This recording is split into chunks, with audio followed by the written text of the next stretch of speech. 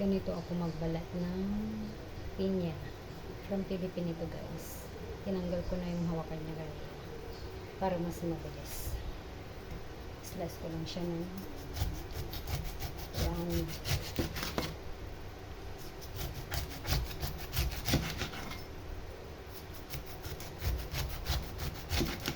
Laki ng ating kutsilyo guys.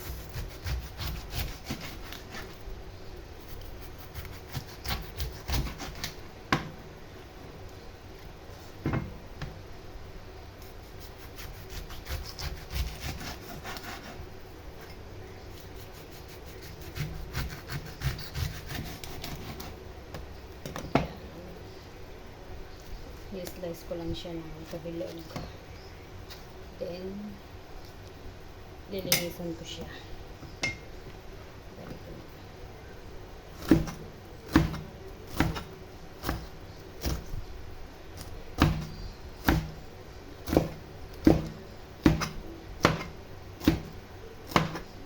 Di kasi ako marunong magbalat ng pinya.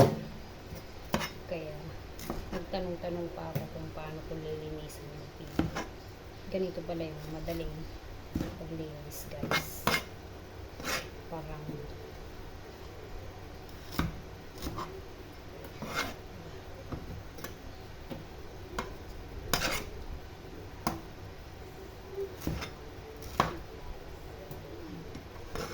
ako natutong maglinis ng pinya.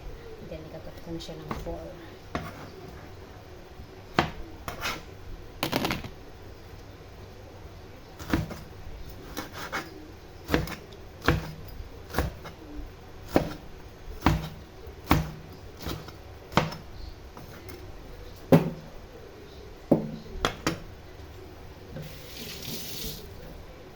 Ganyan lang pala siya. Ayan.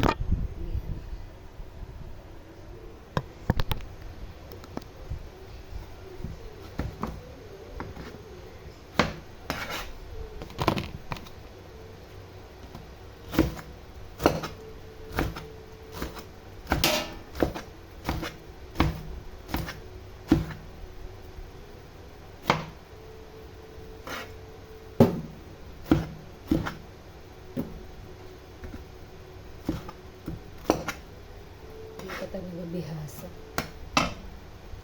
Yan, bilog na siya. Hindi ko alam kung bilog yan.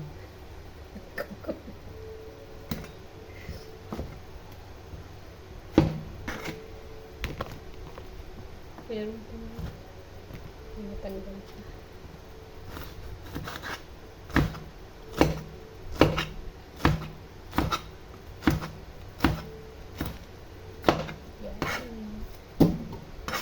Marunong na ako magbalat ng pinya guys. Hindi na kumukunot yung ako pag nagbabalat.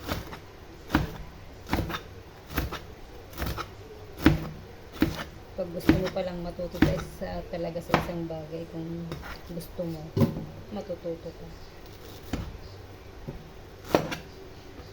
Pero pag ayaw mong matuto, hindi ka gumagawa ng paraan. Overwork siya. Okay.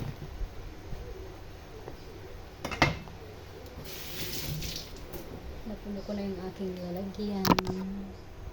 Finish. This is